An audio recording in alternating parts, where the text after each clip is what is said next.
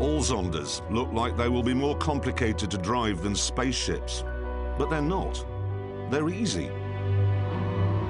And because this one has grippy, slick tyres, it's the easiest of the lot. You can whiz about at top speed, and you've got time and brain power to think, I really like the way they've got these air vents laid out. It's a nice strap down. It's kind of old-fashioned and modern all at the same time. And it doesn't really matter if you're not concentrating. Because it doesn't weigh anything, and because its carbon brakes are so enormous, it'll go from 125 miles an hour to a dead stop in 4.3 seconds.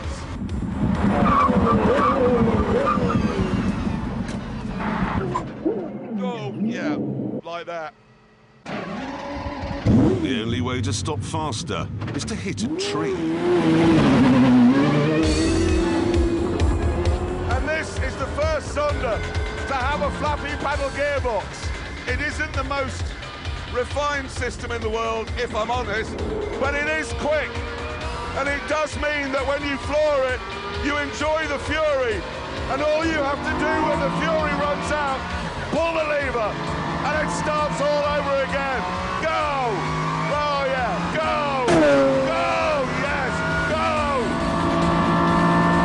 Go, go, go! This car is fantastic. An extraordinary example of what can be done when there are no rules. But for a toy, it is a bit expensive. The car will cost you £1.46 million, and because most British racetracks have noise limits, which this breaches, you'll need your own. And the going rate for one of those these days, about 6 billion. One last go, come on.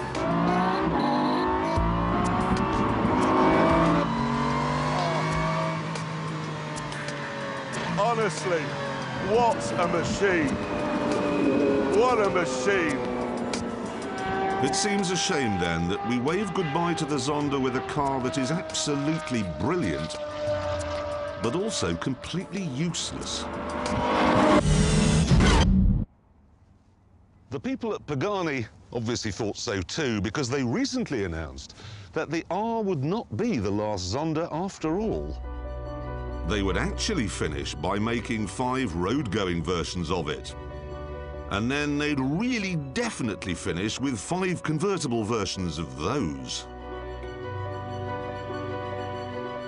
But, like a 1970s rock band, they don't seem to be able to end the song, because they now say that there will be another, one last hurrah.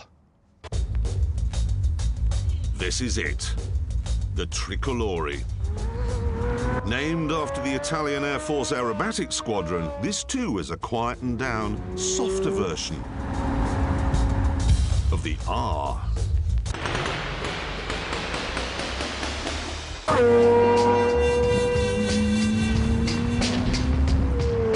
It's heavier, slightly less powerful, and thanks to, oops, normal road tyres, a lot less grippy. Oh dear, but still a great car. And still properly fast. And because you don't need your own track, it's about 6 billion less than the R. That makes it good value. But of course, what makes this the best value of all is that I'm driving Revelation, the final encore. Bye-bye, Zonda. Bye-bye.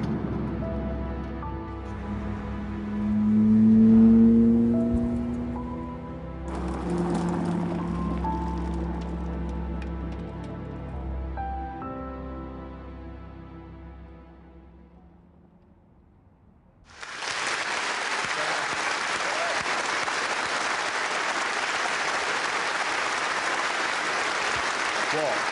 Poor old Richard Hammond. Well, you know, the Zonda's his favourite car, and now it's all gone.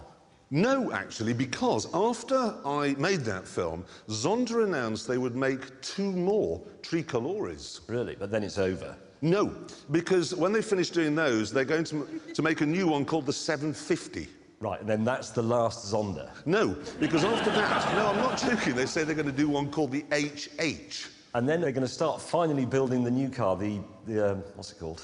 Hurrah! Yeah, the hurrah. But anyway, while they're dithering about making up their mind, it is time now to find out how fast this one, the R, goes round our track. And of course, that means handing it over to our tame racing driver. Some say his nipples are explosive. And that he's recently had a Mexican... I mean Brazilian! Why did I say that? I'm sorry, Mr. Ambassador. Anyway, all we know is he's called the Stig! And he's off. And I can't imagine this is going to take very long. V12 AMG Fury powering towards the first corner. Here we are, so much grip in this car. It is just gliding through. Oh, bit of a four-wheel drift there. No stereo, of course, just 12 cylinders singing. Actually, not singing, shouting.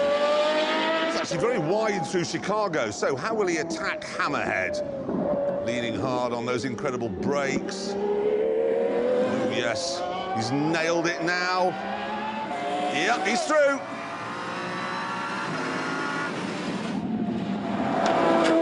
Really opened the taps now. Kept a steady throttle through the follow-through. Unsettled a bit by the bump on the apex. Stig not scared. 2 corners left. It stays, look, it's so flat, it actually looks undramatic. Oh, a spit of flame into Gambon and across the line. Have the time here. It did it in 1 minute. 26.7. No, I'm lying. All right. 1 minute, 8.5.